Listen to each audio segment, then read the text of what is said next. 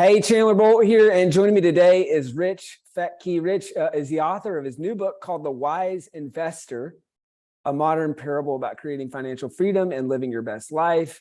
He's also an investor and the co-founder of realwealth.com, a real estate investment group with over 60,000 members, helping them improve their financial intelligence, grow their passive income from quality investment properties through real estate. So, Rich, welcome. Great to have you here. Good to be here, Chandler. Hope to give some value to your listeners. Yeah, so we're going to talk about a few things today, guys. We'll talk about his new book, obviously. We'll talk about writing a fable, which I think is kind of interesting and something we don't talk about a lot. We'll talk about traditional publishing to hybrid publishing, and we're going to talk about using a book to grow your business. So I guess for starters, Rich, why did you decide to write this new book, The Wise Investor, and how do you see this kind of fitting in with your business, where you want to go, where you want to grow, and that sort of thing? Yeah, it was very intentional. So my first book came out 20 years ago through Simon & Schuster. It was a nonfiction, more personal development book called Extreme Success. And then in the meantime, in the last 20 years, my wife and I started a real estate investment group called Real Wealth. And so we help people get into investment properties around the country, and we syndicate. So we do group investments. And so over the last 19 years of that business, we started that in 2003. I've seen so many stories of people investing, watching them create financial freedom, watching some of them fail in that approach. So I've learned a lot of lessons. And then my wife, Kathy, and I invest as well. So I've definitely learned some lessons through 2008 and all that craziness. So I wanted to weave all that into a story that would really help educate people and also inspire them really to come to our business and invest with us and through us through Real Wealth. So I decided to write a parable and a story because it emotionalizes that information. It like elicits a change in people. Storytelling is just so powerful. And what we started to do, and the reason I did a parable is because we were applying story branding to our company. Have you heard of that? Don Miller? Yep. Yeah. Sure. Building a story brand. Yeah. So I read that book. It was probably about 4 years ago now. And we started to apply this methodology of the hero's journey to our business, where the customer is the hero and we are simply the guide, and we're the experienced guide. And then we give them a plan of action that they have to take action, just like the hero in any great story. So that is what I wove into this. It got me hooked on this whole hero's journey thing. And I actually have a coach that I talk to every other Friday. And he kept nudging me. He kept saying, when are you going to write your next book? Over the last 10 years, because he had read my first book. And I'm like, I wrote my book. I think I'm done. But then it was this whole thing. One day in a coaching session, I said, if I was going to write another book, I would write a story. And he heard that, and he caught on to it, and he kept nudging me on that. And then he was just like, well, what would it take? What would your next step be? And so I just took that next step. I started writing out the story, who the characters would be, what those key lessons I want to communicate would be. And that ended up being the Wise Investor book. Nice. Now, how, as you reflect back on writing this book versus writing the first book, how is it different? And what lessons did you learn specific to writing a fable? I feel like that I've never done it, but I feel like I would think it's way harder. Writing a fable versus just writing traditional nonfiction. What were the differences? What did you learn? Absolutely. Yeah. I knew that was out of my scope of expertise. So what I did with my first book that I did with Simon & Schuster, I hired an editor who I would write the chapter. I'd send it to her. And then I'd go to work on the next chapter, and she'd work on that chapter, send it back to me about a week later. And I'd be like, oh, wow, I'm a crappy writer because look how much she's turned it around, but it was my ideas and my thoughts and all that. So with The Wise Investor, I knew it was going to be a challenge. I've read some incredible parables like The Alchemist and The Richest Man in Babylon and The Go-Giver and The Latte Factor and The Monk Who Sold His Ferrari. So many cool parables that have inspired me. And I knew that some of them are really good stories. Some of them are okay, right? Just conversations. I wanted to write something that would really be compelling. So I learned about StoryGrid, and that is a whole structure for writing stories developed by Sean Coyne. And it's this incredible process of how to write a compelling story based on the fundamentals, based on what we've done for 2,000 years or more of writing stories, and really what works for these blockbuster movies, blockbuster books. It's the ones that use this StoryGrid approach. They call it StoryGrid, but it's the same type of hero's journey that has compelling scenes, call to action, all that.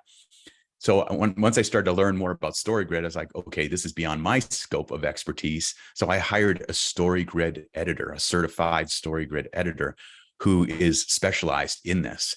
And so I worked with him. I used the Dan Sullivan who, not how approach. And that book is great. So I was like, who can help me on this? It's like, how can I get the story written? Who can help me? And so I worked hand in hand with Randy, this guy who's a StoryGrid editor. And what I would do is I would get on Zoom calls, I would write content, and in the Zoom calls, he'd interview me. I'd tell him what the story is, what the characters are, what those key lessons are. And then sometimes he'd write back to me and said, okay, I'm working on this story with you. I'm really stuck on this section about explaining, let's say, the difference between real estate investing and stock market investing. What are the advantages of real estate versus stocks and vice versa?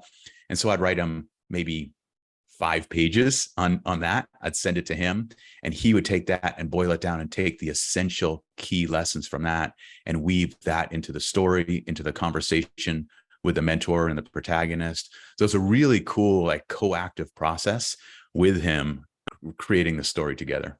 That's awesome. Can you give an overview of what is the StoryGrid process? Is it like a 5-part story structure? Are you defining character, scene, and setting? Like, what does that kind of look like?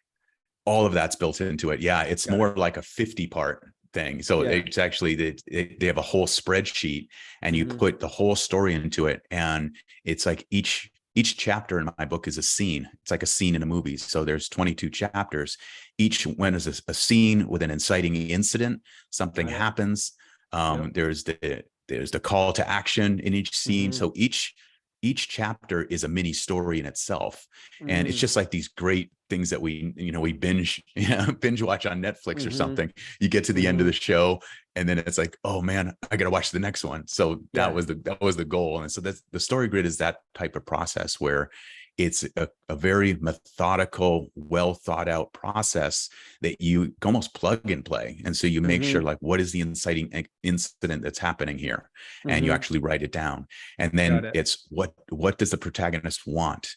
And then it's what is the protagonist, what's their obstacle that they're up against? So you kind of weave that into every single chapter and every single scene.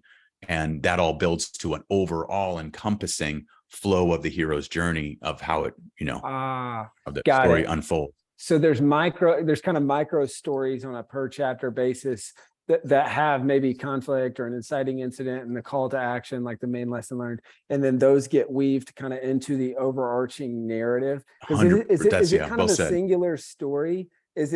Are you following someone's journey through the whole thing, or is it a series of stories? Like, what? Usually it's following someone's story, just like in any good movie or book. It's like you got the protagonist and the main character who has a want, and he has an obstacle. He has a problem that he's facing. He has a enemy, if you will, which there's some of those in the Wise Investor story. Just a real jerk boss in it, because he works for the man, but he wants to be free. He wants financial freedom. So basically, the book tells a story of this guy who's a hard worker. He's making a good 6-figure income. He's maxing out his 401k, but he's working so many hours that he doesn't have time for his wife, for his kids, or even to live, to be in good shape, to be able to enjoy his life. And then he meets this wise mentor and friend who guides him and shows him a new way to financial security for himself, for his family, a new way to become a better person, become his better self. And so it goes over the evolution of the main character's name is Ryan Brooks.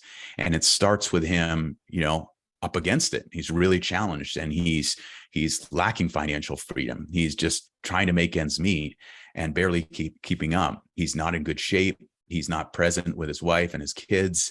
And then so over a 5-year process, it ends up 5 years later, you kind of get to see the journey over the years of what he learns, what he does, what he puts into action, and how he becomes a better human, becomes his better self, and becomes financially independent and financially free, and creates wealth in more ways than he thought possible, really. That's awesome. And for anyone listening or watching, if you want to learn, this is kind of a niche topic. If you want to learn more about fables, we've got another episode on the podcast with John Gordon. We went into, obviously, have you ever read any of John's books? I've read Energy almost all of Bus John's or- books. John's Okay. a good friend of mine. His Cool. first book came out right when Extreme Success came out. Yeah. The Energy Bus came out 20 years ago, right? The same Yeah, time. And totally. he called me up and he's just like, hey, let's promote each other. Let's support each other. Yeah. And so, yeah, he gave me an awesome endorsement for this one. He read it. Cool. And yeah, he's a great So, guy. so two interesting examples of fables, and I didn't even put two and two together, but Malibu, Santa Monica connection too, with him being out on the West Coast. So that's a good resource for folks. We've also got some stuff about 5-part story structure and all of our fundamentals of fiction training. Awesome. Talk to me about, Rich. So there's a lot of books on finance, a lot of books on, real estate investing, stuff like that. How is this book different? Obviously, it's different in the form and the way that you wrote it with a fable, which I think is extremely smart. What are other ways that this book is different? And then any advice for people who feel like they're writing a book in a crowded market or in a topic where there's a lot of books on, and how to really make it stand out? Yeah, it is a crowded market in so many areas, right? And I saw that with this book. It's when I was really looking at how does it stand out, what makes it different. Just like when you're doing a book proposal for a major publisher, you have to really look at what books are similar and how is it different. The Wise Investor, I looked at so many good real estate investing books. There's so many great books on like the psychology of money and how we think and mindset. And so basically, I wanted to weave those stories in and to make it that compelling story. The main reason is because I wanted people to finish it. I read some statistics on nonfiction books that most people, like 86% of people, do not finish a nonfiction book. So I was like, no, I don't want that. I don't want 86% of the people not finishing this book. So I wanted to write a compelling story that would weave these lessons in. So that's why I took some of these key lessons from these great books that I've read that have helped me, that have helped the members of our network on real estate investing, on wealth mindset, on the way the wealthy people think versus poor people think. And that's what I wanted to communicate. So weaving that into the story, but then I also made a resource center. So at the end of the book, there's a what's next page, and there's a web page where people can go, and then there's access, and it's like all my favorite recommended books on wealth mindset, on real estate investing, on stock investing, on having some gold in your portfolio, on creating financial freedom, on willpower, motivation. Also all this favorite stuff that I've experienced and learned from, that I put into the webpage as a resource. So it makes it different that way, in the sense of it's that story that elicits action, that can change someone's mindset. It can change someone from just taking the information in and learning and learning and learning and not doing a lot with it. My hope is that this story has people go, okay, I'm going to take action, because they've learned about that. The mentor goes over that little gremlin that we have in our head, that little limiting belief that, or sometimes is big, or the fears that hold us back. And so that's another thing, being a coach for 15 years before we started Real Wealth. I coached hundreds of clients and really learned a lot about dealing with fear, how to stay focused. So wove that into the story too. So it's kind of a blending of personal development and becoming your best self book, and a finance book, and creating financial freedom book, kind of all woven into one story. That's great. Love that. And so it feels like differentiating by just changing the format, right? Going fable instead of traditional nonfiction, which will hopefully make it more compelling. It'll make it more interesting. People will actually read it and finish it. Hope so. Yeah. Especially I feel like books on investing can sometimes be a slog, because it just gets technical and it gets in the minutia and stuff like that. So it's changing the format. It sounds like also, so then there's the interest and the desire to take action, then coupling that with a resource center, which will help turn more readers into subscribers and paying customers and that sort of thing, while also helping the book be just actually implemented. And then I would imagine the other piece, just as an outside observer, that's pretty powerful and makes it for a better book that stands out, is it's, like you said, there's 19 years of experience and in the trenches, which I think sometimes that can be, either forgotten or just like people don't see it as this valuable thing, that makes it a much better book. And because you've lived it and you've had all of those one-on-one conversations. So you've already written the book. You just didn't know it yet because you kind of distilled this right over the years. And I'm sure for you that made for a much better book. And it's a way to kind of, in some ways, stop answering the same questions over and over and over again, because you can just kind of point to the book. Yeah. And it also leads people to our business. And that's really big. Our purpose is to help people create real wealth, which we define as having the money, but also the freedom to live life on your own terms. And that's what we've been about since 2003. It's our purpose, and where we get super stoked when we see people do it. When they go from where they were to where they are, it's here are these, we call them real wealth stories when we interview people on our podcasts, and we're like, where were you when you came into real wealth and when you started investing and everything, and what were your obstacles, what were your challenges, what did you do, and where are you now? And it was so inspiring that being able to weave those stories into the book. And that's why I wanted people to read the book and be like, okay, I got to do this. I want to invest. I see a path to financial freedom. Come to Real Wealth and we'll help you get into those investment properties. Yeah, that's cool. And cool to hear you kind of almost that story brand framework at work, even in the podcast, of like using the stories to tell. It's such a fascinating concept. I'm in the middle of this book. I don't know if you've ever heard of it. It's called Stories That Stick. I've heard of it. I haven't read that yet. So it's like, this is a very top of mind concept for me right now, because awesome. I'm trying to do a better job of incorporating stories into my talks and into my writing and stuff like that. And just, I don't know if you resonate with this. Like, I love to teach, and sometimes that means just getting up there and like teach. And it feels like it's more helpful, but actually in doing that, it's not as helpful because it's less engaging. And kind of, it sounds like kind of what you were trying to do with this book is combat that, of saying, all right, I'm going to teach, but I'm going to teach through story in a way that's compelling, that's engaging, and that's memorable.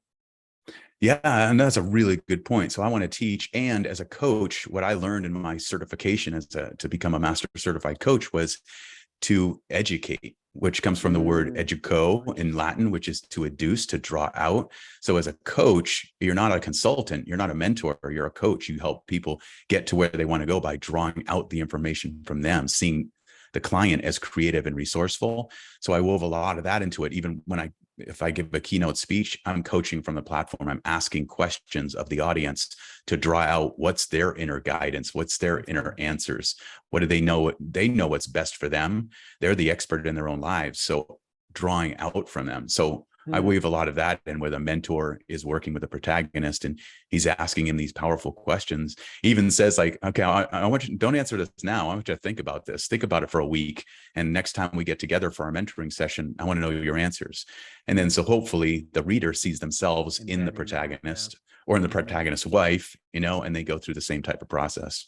Oh, that's cool. You differentiate. I'm curious to hear your thoughts on what the difference is. You said teaching and educating, and kind of explain those as two different things. How do you see the difference between teaching and educating, whether it's through coaching or through a book? Yeah, I think they're both very valuable. I think teaching is more putting information in. It's like a school teacher. They say, here's the lessons. I'm going to teach this to you. I'm going to put it into you. Educating is drawing out the wisdom that we've had. And wisdom comes, that's why I called it the wise investor, because it's not just being about being smart or a high IQ. Wisdom we gain from experience and through lessons learned. And it often comes with age and over time. Like you just said, my 19 years of doing this and working with clients, I've gained wisdom from that. I'm not the smartest guy in the world, but I've gained a lot of wisdom from my 58 years here on earth. So I think that's the biggest difference, and you want to bring them both. You want to teach and educate. So it's like teaching someone something and then saying, what about you? How are you applying this? What's the biggest thing what's the biggest change you could make in your life? What's the one habit you could put in place that would make your life better? And then people have the answers. Instead of saying, here's the habit that you have to put in place, it's asking the person, drawing out. So I think it's a combination of two, bringing the teaching and the education together for the most powerful story, for the most powerful book, most powerful talk. That's great. It's key. That's awesome. I love that distinction. Switching gears a little bit, talk to me about, obviously you traditionally published your first book about 20 years ago with Simon & Schuster, and then the most recent one, I think you said hybrid, published through Rich Dad Authors. Yes. What was the thought process behind that, and how did you decide on the most recent book between traditional self-publishing and hybrid? Yeah, good question.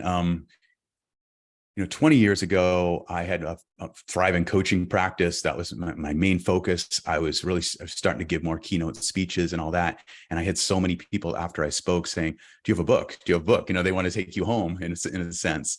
And so that's where I was like, okay, I got to get a book. And then I actually met Richard Carlson, who wrote Don't Sweat the Small Stuff. And he lived really close to us up in the San Francisco Bay Area when we lived up there. And my wife, Kathy, met him. She was and working in a news station. He was interviewed, and she saw him in the parking lot. She said, "Oh, my husband's starting a book, working on it." And he said, he was an amazing guy. He passed away sadly, but he just said, "Yeah, I'd be happy to jump on a call with him and help him out."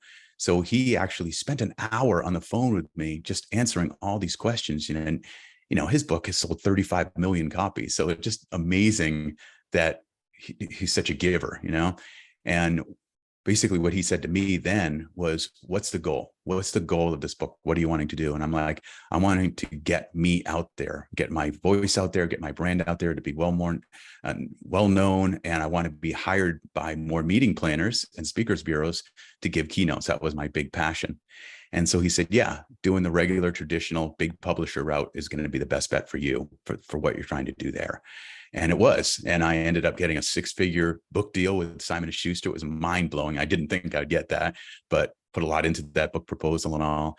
And it was great. It was an awesome process. Seeing my book in the airport bookstores and everything was just phenomenal in the distribution. But it's very limited in the sense of your control over it. You have to take over the control of the marketing. The big publishers give you about 2 weeks of focused marketing support. And after that, you're on your own. And it's also this real long process of, finding an agent, soliciting the book, getting it out there, meeting with publishers, going through that. I mean, that was 6 months all in itself.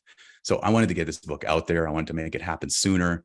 And I know that the publishing industry has changed so much in the last 20 years that self-publishing is such a powerful route now. You can have control over your advertising. You can know your stats and your numbers so much more effectively.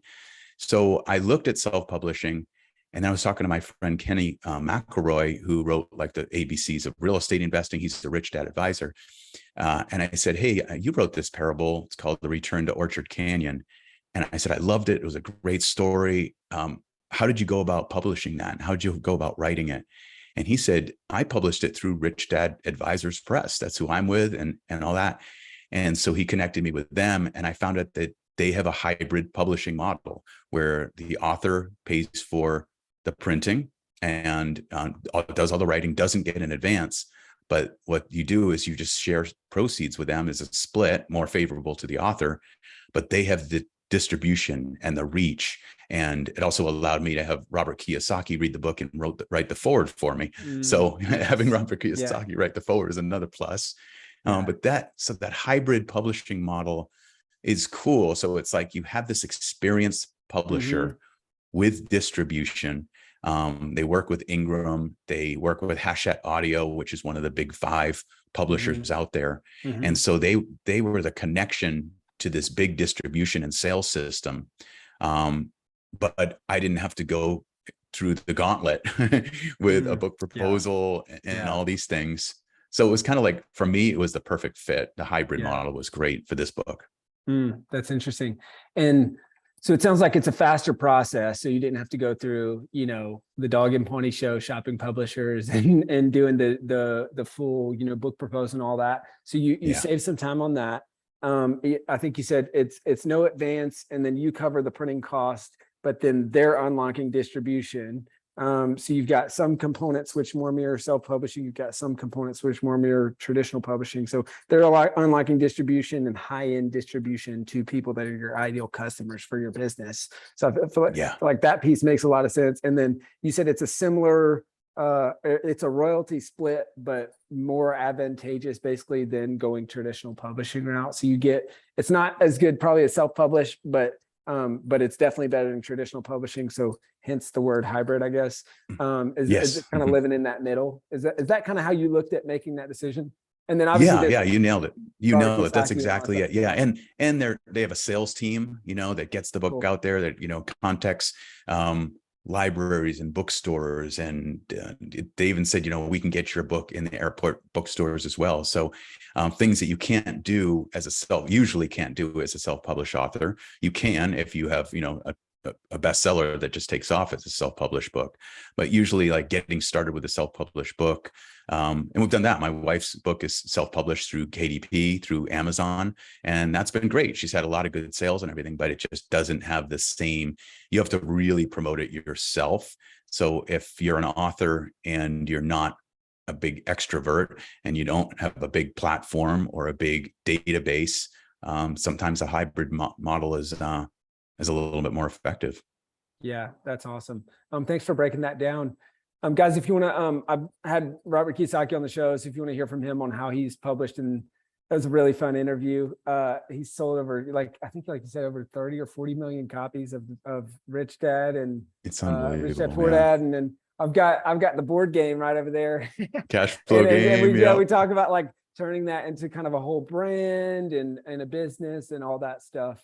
So that's cool to hear kind of your experience and breaking down the hybrid model. And then they've sent us a bunch of business from people who want to self-publish. So it's just cool to see that like, hey, there's a lot of great options outside of traditional publishing that can be a lot more favorable for authors, which is just cool to see and cool to hear your experience. So Rich, what would be, kind of knowing what you know now, what would be your advice to the other riches of the world who are thinking about writing either their first book, or maybe they're thinking about writing a fable, and especially maybe if you drop into that story of where you're at, of like, or where you were, which is like thinking about it, you got all this experience, like knowing what you know now on the other side of that, what would be your advice to those folks?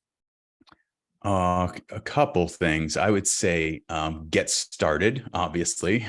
Magic happens when you get started, thinking about it and saying, I'm going to write a book someday, or I want to write a book, or I got this great book idea, doesn't get you too far. So get started, whatever that looks like, whether it's recording your ideas, just, using your phone and recording those, dictating it, or recording it on audio. Second thing I would say after you get started, whatever that means. Sorry, I'm going to pause this.